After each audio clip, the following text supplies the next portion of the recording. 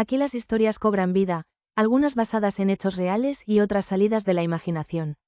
Pero todas tienen algo en común. Atrapan desde el primer segundo. ¿Listo para descubrir esta? Espero que te gusten. Recuerda, no todo es lo que parece. ¿Te atreves a descubrir la verdad? En 1973, El Exorcista se estrenó, causando un impacto sin precedentes en el cine de terror. La película, dirigida por William Friedkin, narraba la posesión demoníaca de una niña y los esfuerzos desesperados por salvarla.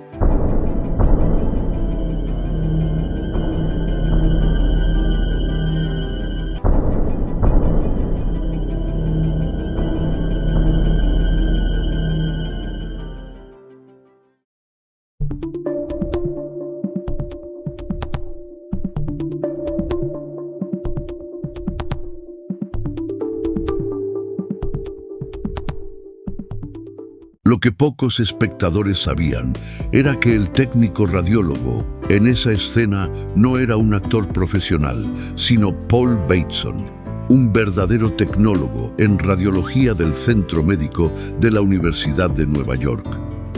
El rodaje de El Exorcista, conocida como una de las mejores películas de terror de todos los tiempos, ha sido considerado durante mucho tiempo como una maldición. Durante la producción, el reparto y el equipo sufrieron una serie de tragedias. 9 personas relacionadas con la película murieron durante o poco después de la producción, entre ellos los actores Jack McGowran y Vasily Kimaliaros, el abuelo de Linda Blair, un guardia de seguridad del plató y un experto en efectos especiales. La actriz Ellen Burstyn sufrió una lesión permanente en la columna vertebral al salir despedida de la cama saltarina. Su grito real se escucha en la película. El plató de la casa de los McNeil se quemó, dejando misteriosamente intacto el dormitorio de Regan. De hecho, la producción estuvo rodeada de tantas desgracias que se trajo a un sacerdote jesuita, Thomas M. King, para que bendijera el plató. Una de las escenas más perturbadoras y realistas mostraba a la joven Regan sometiéndose a una angiografía cerebral, un procedimiento médico invasivo que añadía una capa de autenticidad al horror. Lo que pocos espectadores sabían era que el técnico radiólogo en esa escena no era un actor profesional, sino Paul Bateson, un verdadero tecnólogo en radiología del Centro Médico de la Universidad de Nueva York. Bateson, nacido el 24 de agosto de 1940, llevaba una vida aparentemente normal. Su participación en El Exorcista fue fruto de la búsqueda de Friedkin por autenticidad. El director quedó impresionado al observar a Bateson realizar una angiografía real y decidió incorporarlo en la película.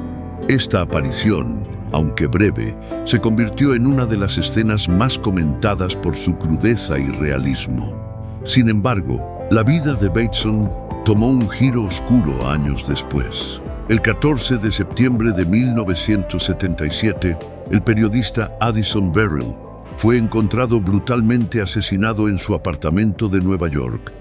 Verrill, conocido en la escena gay de la ciudad, había sido golpeado y apuñalado. La investigación inicial no arrojó sospechosos claros, pero 8 días después, el periodista Arthur Bell recibió una llamada anónima de alguien que afirmaba ser el asesino. El autor de la llamada detalló aspectos del crimen que solo el asesino podría conocer, mencionando que había conocido a Verrill en un bar gay. Bebieron juntos y luego fueron al apartamento de la víctima. Tras mantener relaciones sexuales, una discusión llevó al fatal desenlace. La policía, rastreando la llamada, llegó hasta Paul Bateson, quien fue arrestado y acusado del asesinato de Verrill. Durante su detención, Bateson fue vinculado a una serie de asesinatos no resueltos en la comunidad gay de Nueva York. Estos crímenes, conocidos como los asesinatos en bolsa, involucran a hombres desmembrados cuyos restos eran encontrados en bolsas en el río Hudson. Aunque nunca se presentaron cargos formales contra Bateson por estos asesinatos adicionales, las sospechas persistieron, alimentando la percepción pública de una conexión entre el técnico radiólogo y una serie de crímenes atroces.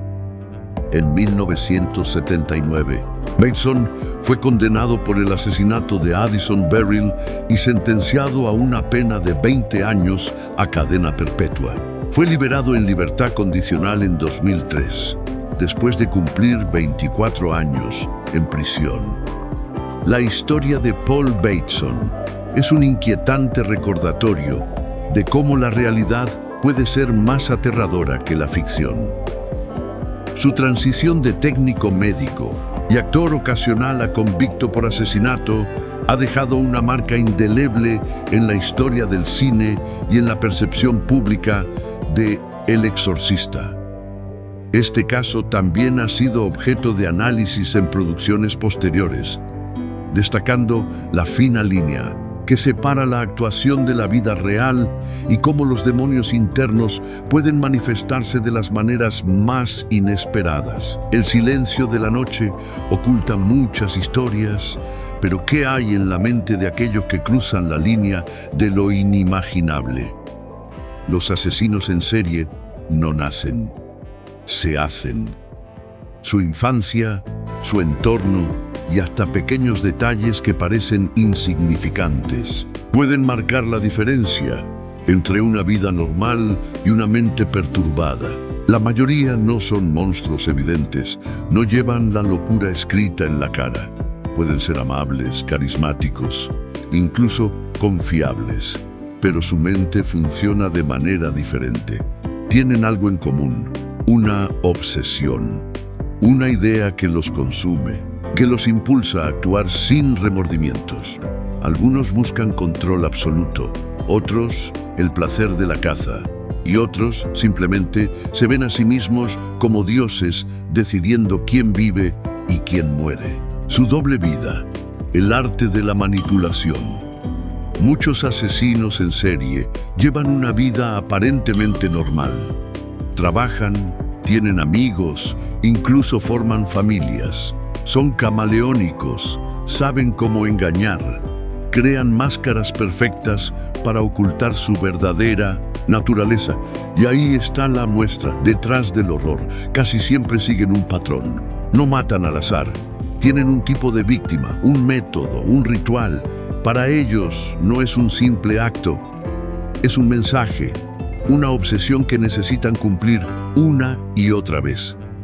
El momento crítico del asesinato no es el final para ellos, es solo parte del proceso. Después reviven cada detalle, coleccionan recuerdos, a veces regresan a la escena, buscan reconocimiento, buscan repetir, y lo harán hasta que alguien los detenga. ¿Cómo los atrapan? Pistas, patrones, errores. Creen que son intocables, pero siempre dejan algo atrás, una huella, una palabra, un testigo, y cuando caen, muchos de ellos confiesan con una sonrisa en el rostro. La pregunta que aterra a todos: ¿cuántos están sueltos ahora mismo? El asesino del Zodiaco, un criminal que enviaba mensajes cifrados a la prensa, burlándose de los investigadores. La policía pasó décadas intentando descifrar sus códigos, pero su identidad sigue siendo un misterio. Están aquellos que fueron atrapados por su propio ego. Dennis Rader, asesino BTK, se burlaba de la policía enviando cartas sobre sus crímenes, pero cometió un error fatal. Usó un disquete con información personal. Un simple análisis digital reveló su identidad y acabó tras las rejas. Pero no solo la ciencia ha sido un papel crucial, sino también la intuición de los investigadores. Los asesinos en serie han sido atrapados por pequeños detalles. Una coartada absurda, un billete de tren. El juego entre el bien y el mal continúa. Por cada asesino que cree ser intocable, hay un detective dispuesto a aclarar la verdad. La historia de Paul Bateson es una de esas que desafían la lógica. ¿Cómo es posible que alguien pase de trabajar en una de las películas más icónicas del cine de terror a convertirse en el protagonista de su propia historia macabra? La línea entre la realidad y la ficción, en este caso, parece haberse desdibujado de manera inquietante. Los crímenes de Bateson dejaron una huella oscura en Nueva York, una ciudad que, en los años 70, ya estaba sumida en un ambiente de peligro y misterio. Su conexión con los asesinatos sin resolver del Bag Murders y su supuesta relación con el caso de Addison Beryl añadieron aún más horror a su legado. Aunque solo fue condenado por un asesinato, las sospechas sobre su participación en otros crímenes siguen siendo un enigma. Pero lo más perturbador no es solo su historia, sino lo que representa.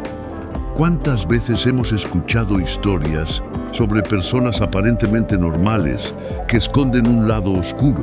¿Cuántas veces el horror ha estado más cerca de lo que imaginamos? Paul Bateson no fue un personaje de ficción, no fue un villano escrito en un guión de Hollywood, fue real. Caminó entre la gente, trabajó en una de las películas más aterradoras de la historia y luego en las sombras cometió actos indescriptibles. Y quizás lo más inquietante de todo es que, después de cumplir su condena, simplemente desapareció. No se sabe con certeza si está vivo o muerto. No hay rastro de su existencia después de los años 90. Como un fantasma de su propio crimen, se desvaneció en el tiempo, dejando solo preguntas sin respuesta. Y es aquí donde la historia se torna aún más escalofriante. ¿Es posible que aún esté ahí fuera? ¿Que haya seguido su vida sin que nadie lo note? O, peor aún, que la historia aún no haya terminado. ¿Conocías esta historia? Déjamelo en los comentarios. ¿Crees que Bateson estuvo involucrado en más crímenes? ¿O que su conexión con el exorcista fue solo una coincidencia? No olvides suscribirte para más historias escalofriantes. La realidad, muchas veces, supera la ficción. Y aquí te lo demostraré.